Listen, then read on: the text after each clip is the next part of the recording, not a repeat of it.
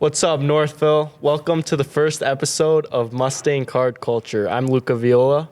I'm Evan Asev. And I am Jackson Garland. I'm a guest. I won't be on every episode. Special guest, Mr. Garland. We'll get some other guests on here as well. There's some people out there who collect. We want to hear from you, you know. All right. So to kick it off, Mr. Garland, how did you get into sports card collecting? So when I was a kid, growing up in the 80s, I collected baseball cards. And this is what they now call the junk wax era, if you've ever heard of that, which is where they just mass overproduced like cards. They printed millions of them. Yeah. So I was like one of those kids in 6th or 7th grade. I loved baseball. Baseball's always been my favorite sport. And I followed other sports, but baseball was the big one. And I remember like buying a card going, someday I'm gonna retire on this card, you know, and it's gonna be worth $1 million. And they printed so many cards that any card coming out of that era is worth like a quarter if you're lucky, you know. Yeah. You know, I always heard stories of parents and grandparents talking about, oh yeah, you know, I had a baseball card collection from back in the 50s and my mom threw it away because she thought it was garbage and it's worth like $1 million. But that's not really why I did it. I did it because I love baseball. So I like collecting the players. I typically like to collect my favorite teams that I follow. And so I collected like throughout, you know, middle school and into high school. I also got into comics and stuff. And then when I got into college, I would occasionally buy packs, but I kind of left it aside for a while. And then it seemed like the whole world exploded with card collecting when COVID hit. You know, everybody was out there with extra money and a lot of free time on their hands. So they did a lot of buying of cards. Yep. So that's kind of where I am now. Now I like to collect for teams I like, and I like to trade. You know, I'll get on a baseball card subreddit and trade online with cards I have against other people and stuff. How about you? For me, it started in like 2nd or 3rd grade. I've always been into sports, mainly the Lions, but Pistons as I got older. So I started by collecting football cards. I would like bring them to school and trade them with my friends. And then they like banned it because I don't know why they banned it. Just it was distracting. At school? Yeah. Okay. So I guess it was distracting. So I kind of got out of it after that because I like collecting them, but it was mainly just to trade with my friends and stuff. Were some people selling them and then like trying to rip people off or anything? It was just trading. Like I remember I traded like a Kelvin Johnson rookie card for a cool Dan Marino. Right. And then I kind of got out of it. And then when COVID hit and it started to like go crazy and everything was sold out, that made me like pull my old collection out. And I found like a Mahomes rated rookie. So I had a couple of good things. And then I used to go and I would like beg my mom to take me to go wait outside of Target at 6 a.m. to try to get a box of cards. So obviously it's not like that now, but I got back into it during COVID. And then I needed to save a little bit of money to buy a car when I turned 16.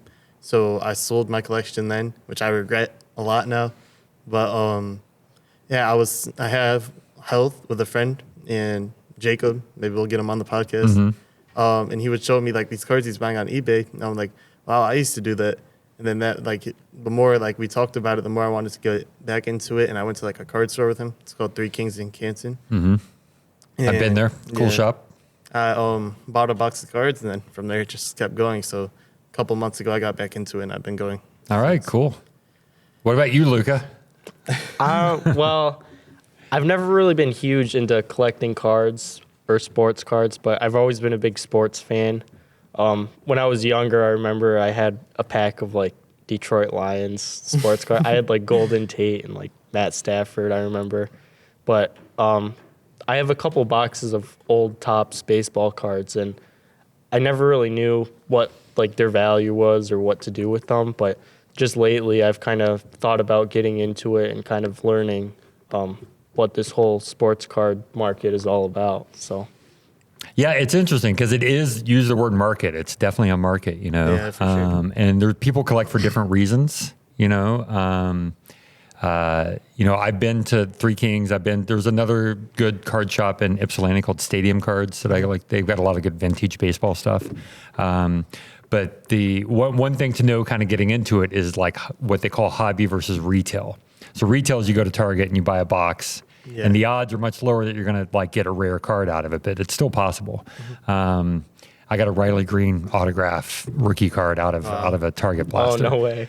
Which is pretty cool. But usually at the hobby shops, you have better chances of getting cards, but what's the prices? What are the prices? A lot higher, like double to triple per pack.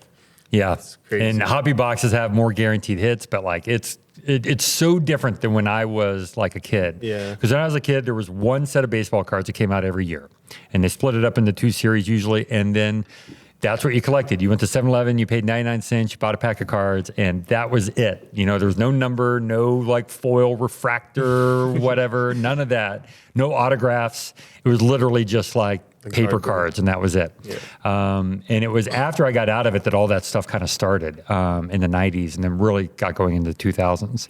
So it's really interesting kind of coming back into it and seeing how people are doing it for different reasons. Some people are doing it purely for like a financial, I'm going to buy this card, hope the value goes up, and then sell it just like they're trading stocks.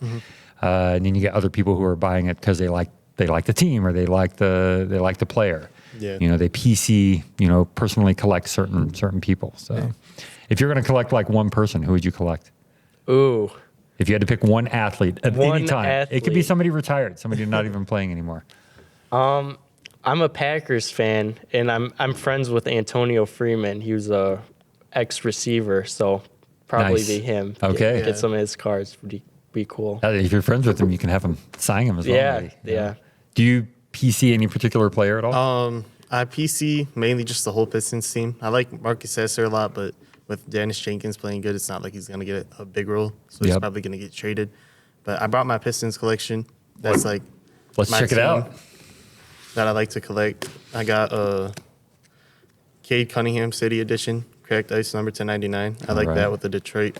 Here, so we can Skyline hold in it the up there. They background. can't see the detail, but they can see the shininess on the card, you know? Yeah, that has like the Detroit skyline in the back. I thought it was a cool card. Oh, that is cool. Yeah, that's probably one of my favorite cards in my collection. Got a couple more Cades. I got a bronze optic rated rookie and an obsidian orange to 125, I believe. Nice. And then one more Cade. Have a Ron Holland patch number to 99. It has a piece of his number.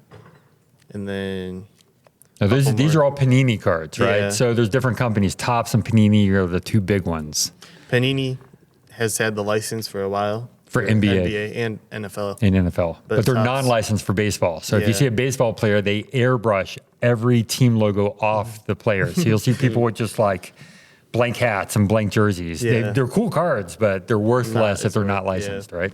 Then I have this Ivy. He's another guy I'm big on. He just got back from injury. It's out of 35, I believe, second year. Isaiah Stewart. This is called a rookie patch auto because it has the autograph and jersey pieces. This one's numbered to 99. Got a couple Jalen Duren cards, pink rookie and a mosaic. Then Marcus Sasser's another guy. Like I said, I was big on. It's a Genesis. It's a case hit out of mosaic, so really, really hard to pull. Now, This did you one- pull that or did you buy it I as bought a that single? one off eBay. Okay. Yeah. This one I got off eBay too, but it's out of Origins, which is a top brand for How mu- NBA. How much did you buy it for? This one I won on an auction for a steal. I won it for like it's probably like I think $7 shipped, but it goes for like 20-25, so not Nice, nice. bad. This one is Origins. It's an on-card auto, which is worth more because the player like actually held the card, and autographed it, and it's his rookie card, which also tend to be worth more. And one more cracked ice Sasser rookie, and then I bought this Duncan Robinson recently. It's the that's Asia cool. parallel out of Illusions. It's numbered to 25. That's pretty cool. That's very cool. What's everyone's like best car pulled like all time? Mine, I just pulled this the other day. I got a Jackson Dart rookie case hit. So it's a Visionary out of Mosaic. I pulled it out of a $10 like holiday box from Target Nice. that I had my friend pick out. Did you just buy one box? Literally one box. I told him pick a box and I'm gonna open it. I told him he better get me a case hit, just like jokingly. And I went to the He got car. it. I didn't even like. I wasn't expecting to get anything because I've opened a few of those boxes. Nothing usually great. So I just opened it in the car and I got that. I was like, oh wow. Nice. Then we ran to GameStop, got a one touch, put it in, and You should have him pick all your boxes. yeah, I know. People get superstitious about like if there's like 6 boxes on the shelf, which one? Do you pick the one in the back? Do you pick the one in the front? Because they Do you feel like have- they're gonna have better luck. I mean, it's ultimately very random. Do you have one you take, or do you just? take whatever? I probably tend to reach in the back. I think I don't know why. I It's try the to same take- habit when I buy milk. You know, I want to get the newest milk, so I'll Yeah. reach in the back and get it. So I do the same approach with buying cards at Target. Yeah. I just take like the third box, the third one of whatever I get. Okay, so that's very specific, right? Yeah. Nice. And are you collecting more just because you like to do it, or as an investment, or both? I guess. Back in the day, it was more just because I like to do it. Now I still collect because I like to do it. It's kind of a mix of both. Because what drove me was seeing my friend start flipping them to like get back into it. So obviously I have my personal collection, and players and stuff that I like to collect and keep for myself. I also try to flip, but it's not even like I still go and I open a lot of retail, which isn't really profitable. Right. Just for the but it's fun fun. of it. Yeah. Yeah. So for me, it's like 50-50. I'm probably more because I like the sport and I like the player. I'm not always looking out to try and get the most valuable card or whatever the hot card is. Because usually, at least for new stuff, whatever the hot card is, it's not going to be worth a fraction of that in a year, right? Because there's hype that builds up these card values, and then the next set always comes out. Yeah. And that's what I was saying earlier. There always used to just be one set with no parallels, no numbers, no autographs. And now there's like new sets coming out every week from every company. Yeah. So it's even if you want to get all the cards from one player. When I was a kid, it was easy because there was like 1 or 2 cards per year for that player. And now there's like thousands of cards every year for a player. Yeah. But I like to collect individual players. So like Ricky Henderson is my all-time favorite baseball player. I've got like a binder of old Ricky Henderson cards, and they'll still put out new ones. But the nice thing is, unless you're getting like something that's autographed or a really limited number, they're pretty cheap to get. So that being said, like somebody found, a rookie, Mickey Mantle 1952 Topps, technically not his rookie card. That was 1951 Bowman, but that sold for like $12 million, you know? Wow. Like, yeah, the most expensive baseball card I think ever sold was that Mickey Mantle 52 Topps card a couple years ago, sold for $12.9 million. That's crazy. For a tiny little piece of cardboard. So, yeah, as an economics teacher, it's fascinating looking at just like supply and demand and the markets for this stuff. Yeah. So I've got a couple of so one other thing, if you get into baseball cards, you'll see people who have what are called graded cards and like raw cards. Raw is like what Evan has here and what I have mostly in this box. But then graded is when you get like a company that like actually encases it for you. And I only have a couple of these that I've mainly gotten through trades, and occasionally over the years I've bought a couple. So this is like a 1954 Al Kaline rookie card. So he was a Tigers guy, a big Tigers Hall of Famer. And it's graded by a company called SGC. And what it does is it protects the card, obviously in the long run, because it's really easy for raw cards to get damaged. So it protects it, lets you see both sides of it, and it ups like the investment value or resale value if you want to do that. It just tells you the condition that the card is in. Yeah, and they put a number on it based on the condition. And, you hear everything from like fair to poor to very good to excellent to near mint to gem mint, which is a 10, which is the highest one. You're generally not going to like this card. If you found it with a 10, would be like $100,000 card or something like that, Wow. But that's because they're so old and they're so rare, So I have a couple of these. So this is like a really old vintage baseball card. That's generally what I like to collect in terms of like something that's going to hold value. Yeah. And I don't have a lot of these because they get pricey. But I got that on the trade. And then like this is a little bit more of a modern one. It's still old relatively. This is like 25 years old, but this is an Ichiro Suzuki rookie. I'm big into Japanese baseball players. He was the first hitter to come over from Japan, and he just got in the Hall of Fame this last year. So that kind of helps cards go up in value a little bit. And I did bring a basketball card. I had to stay local, so I brought a Pistons card from Joe Dumars. So he was an old classic Pistons player. This is from the 1986 Fleer set, which has by far one of the most famous cards of all time, the 86 Michael Jordan rookie. Let me see what else. So, yeah, you can do, I've got one more old card. This is one of my favorites. It's a Hank Aaron card from 1956. It's got a little bit of paper loss here, but it's in quite good shape. And again, I actually got that trading cards that I already had with somebody on Reddit. There's like a subreddit I'm on a baseball card one. Do you ever get on Reddit and look at sports cards or anything? No, I like to use Marketplace just so it's more local. Right. And then there's like Discord servers that I used back in like 2020. Okay. It's kind of like same Reddit. deal though. Yeah. Yep. And there's a whole YouTube culture on breaking TikTok. and card box opening and TikTok. cards. And then there's a new app called Whatnot, and it's like it's essentially a live stream, and you auction off cards like just live, and people just swipe to bid. And I've seen a lot of people doing breaks on that, and you just like they'll hold the card up and they'll start it at $1 for 10 so it's like seconds. a live auction. Yeah. Like eBay, but in real time instead of like a 7-day auction Yeah. or whatever. Interesting. That's cool. This is a Ricky Henderson rookie, so 1980. This is my favorite all-time player. Nice. He just died, sadly. But there was a famous quote that if you split him in half, you would have 2 Hall of Famers. He has the most runs, the most steals, the most leadoff homers in baseball history. So he's an Oakland A. So I was an Oakland A guy growing up. The last batch I brought is actually from somebody local here. So this is, so Dante Nori graduated from Northville High School in 2024. Got drafted by the Phillies in the first round. So he's got baseball cards coming out now. So I've started kind of collecting his cards. And what I've been doing is collecting like orange parallels, because orange is Mustang color, Northville, NHS. And I'm like, there's no way I can get all these Dante Nori cards. There's just too many of them. So I'll just stick to orange, right? And I'll get a couple other cool cards that are out there, either through trade or through opening packs or whatever. So these are like some orange Dante Nori cards. So some of them are autographed. This is a set that came out recently, but just all these like different orange kind of parallels here, which are pretty cool. Some Panini. So these are the unlicensed ones. You'll notice there's a Phillies logo on his helmet there, but Panini does not have an MLB license. So you'll notice it's just like a blank red helmet, you know, or they'll do it where you can't see the front. You just see the back, which is pretty cool. I mean, it's too, there you go. It's like all red, but it's just generic. There's no logo, which is kind of interesting. So it doesn't hold as much value if that's where you're getting them, but I'm not getting these cards to hold value. I'm getting because, hey, I remember Dante being in my class, you know, and it's awesome to see him succeeding so well in professional baseball. So yeah, I like to kind of collect. So it's like I like collecting niche things. Like I'm going to collect the Japanese players from this set, or get the orange cards from Dante. There are a couple. This is, I guess, a case hit as well. You said this stained glass card.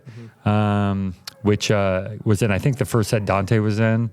There's a couple others here that are autographed, and then this is an insert, but this is numbered to 5, so it's a pretty low card. I got that as a single. I didn't pull that out of the pack.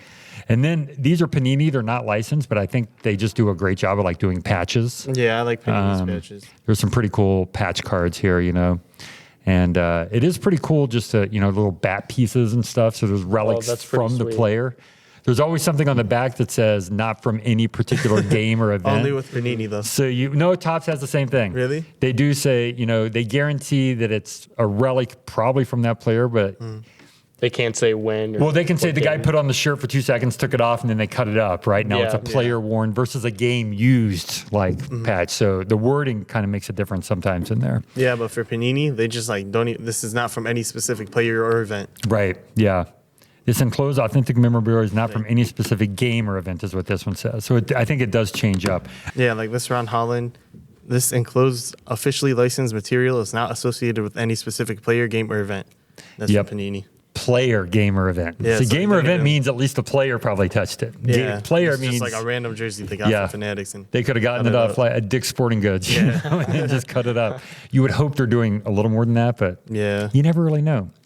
Like a lawyer would look at that and say, okay, they've left themselves wide open. They can't be sued because who knows where this is from. But they make awesome cards, you know, and you know, it's really interesting. I think there is, you know, they talk about bubbles and markets. I mean, the sports card market and the Pokemon card market, any kind of collectible market has really exploded after COVID. It'll be interesting to see if it stays as popular when the economy eventually hits a downturn, which all economies do. We go through peaks and valleys. As the econ teacher, you know, you have expansion and recession. At some point, a recession will come, and it might be this year, it might be 5 years from now, but at some point one will come, and it'll be interesting to see if like card values go down a bit when people have less disposable income to go buy those really big cards. Now, are you thinking of keeping this card, or are you thinking of like flipping it on honestly, eBay? I haven't decided yet. He's third right now for Rookie of the Year contention.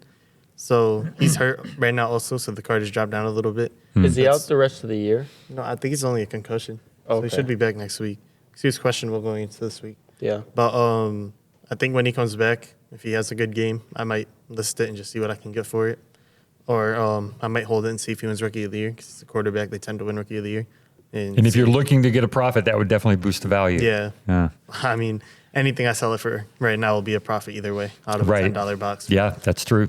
All right, cool. Yeah, I mean, there's a lot more to talk about with cards, but are you convinced, or are you like, no, this is way too complex and scary? I think it's cool. It's cool. I mean, there's a lot to it, it sounds like, so it might take a little bit to learn everything, but yeah. Well, the nice thing is there's no wrong way to collect. You can be like, all I want to do is collect cards from that one guy, and I don't care if I'm getting cheap, beat-up cards. I just want those cards. Or you can go for value. You can go for profit. You can go for teams. Yeah. There's no wrong way to collect, you know? Yeah. Which is pretty cool. That's cool. Well, we have some packs we can open right now, maybe. Yes. See if we pull anything. So tell us about these packs. What are we opening here? So this is from Panini Score a Treat. It's like they sell big things of them for Halloween. It's like supposed to be a candy alternative. And Oh, you can't give them really- out to trick-or-treaters? Yeah. Oh, nice. You can't really hit like any autographs or anything, but you can hit numbered cards. And with the hit rate being so low, one in every 125 packs, they do sell for a good amount if you get a numbered card or a Okay. parallel. So we have 6 packs. So yeah, we're gonna be looking for like Math Jackson quiz. Dart. What are our odds? If it's 1 in 125 and we have 6 packs, I'm kidding. You don't have to do that. All right. Should we go around one by one? See Yeah, what we got? can. All right. Go ahead. We're looking for you brought- Jackson Dart, Tataroya, the Panthers receiver. He's a rookie. Emeka Ibuka, all those big rookies. These packs. Now, what about like big stars that aren't rookies? The value is a lot less. Like if you get a just 'cause unless Mahomes you or get like a numbered one or a parallel, then it's hard. Like here, you got a John Elway, and that's a cool looking card just because it's orange with the Denver jersey. color match. That adds value Yeah. as color matches and stuff. Xavier Worthy, and my rookie's going to be Elijah Badger. So Okay. nothing great out of that pack. Cool. All right. Yeah, and then like guys who've been in the league a year or two, like the Kyler Murrays out there, you Yeah. know, they will have some value, but not as much. The rookie card's rookie always worth the card, most, yeah. right? Okay. I'm somewhat clueless on most current football players, so excuse me if I mispronounce. Cooper DeJean. Cooper DeJean, thank you. Never make fun of how someone pronounces something because they learned it by reading it, right? Okay, Cooper DeJean, he is a cornerback, it looks like, for the Eagles. Safety, yeah. We got Rashid Shaheed, what is it? Rashid Shaheed. Rashid Shaheed, okay, Yeah. for the Saints. I think he got traded recently. And I see, we got all the Halloween kind of stuff around here. And Luther Burden III, So wide that's receiver. And that, is there one rookie per pack? Is that Yeah. kind of what You're generally guaranteed happens? one rookie, and then if you get a parallel, And he's wearing his college uniform here, it yeah. looks So like. score is released before they really make their like NFL debuts. Cool. So everything rookies in their college uni. Oh, yeah, I see that. Yeah, baseball's got this thing called Pro Debut that comes out once a year, and it's all these players in their minor league uniforms. So Yeah. similar idea. So, Okay, let's see what I got here. now, you can usually split it around. This is good to know as well. You can split it down the back. That way you don't damage the corners of the card. Okay. So if you like take that and then just start like splitting it. Oh, like there that. you go. Yeah. There you go. And then you're not bending the card or anything. Yep. So you're gonna want to flip it. And Okay. Doug Williams, quarterback Oh, from Tampa Bay. Is that Doug Williams back in the day? Yeah. Because he yeah. played for Washington when I was like in middle school. He took Washington. When I was in high school, he took Washington to the Super Bowl my senior year of high school. Oh, wow. Yeah. That's cool. that's another color match kind of Tampa Bay jersey. It has- Yeah. Or maybe it was middle school. Washington won the Super Bowl my 8th grade and my 12th grade year. Yep. Anyway. Then I got Austin Eckler, running back from Washington, but he's injured out for the season, but good player still.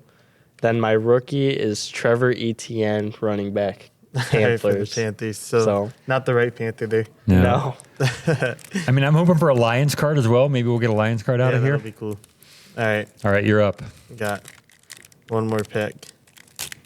So I try to open it like this just so I don't like reveal who the rookie is. Oh, because it's rookies on the back, right? Yeah. So Don't want to spoil it. got Tank Dell. He had a bad injury. Rico Dowdle, and then the rookie is gonna be Jalen Noel for the Texans. So another not great guy, but he's Okay. not bad. Dowdle's pretty good this year, though. Yeah. Having a bounce back year. You guys should come and get Motown Breakdown going again. Yeah, Works. bring that back. Okay, I want to not spoil what my rookie is. Who am I looking for again? Who's the big one? Jackson Dart. So Okay. this guy right there. Gotcha. All right, we got Jaden Daniels, quarterback for Washington. Okay. His rookie cards do well. Yeah. Brees Hall, running back for the Jets. I've always liked the Jets colors. And here, should I do the slow reveal Yeah, the do way it they slow. the way they do it? Dramatic reveal. 2025 rookie. Who do we got here? Michigan. Colson Loveland. He's not a Oh, bad. he's pretty good Yeah. this year. Loveland. Okay, so he's coming out of Michigan. Yep, I recognize that helmet. Okay, Oh. well, we got a local card. It's not No a Lion, Lions but it's so a far, Michigan but card. So Yeah. that's cool. And his Michigan uni. How do you do this? Would you split the middle or whatever? Yeah, Take and it like this, and then you just pull these two apart. Oh, I see. So that's where the kind of glue is. Yeah. Okay. usually with packs, these ones are hard, but you can just rip it. And Yep. it's nice and easy. Okay. All right, moment of truth. Luca's going to get the big hit for us. Okay, Joe Thomas, offensive tackle from Cleveland. Brian Robinson Jr., the other Washington running back. So I have Brian Robinson and You can build a team set. yeah, and Austin Eckler. And then here's the rookie.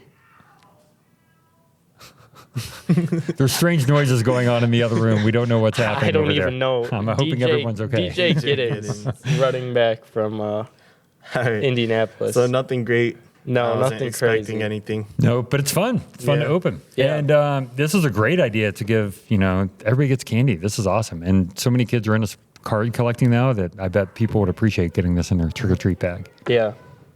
Yeah. So, Awesome. Cool. There you go. I'll give you those. Cool. Very cool. Well, right. thank you for tuning in to episode 1 of Mustang Card Culture.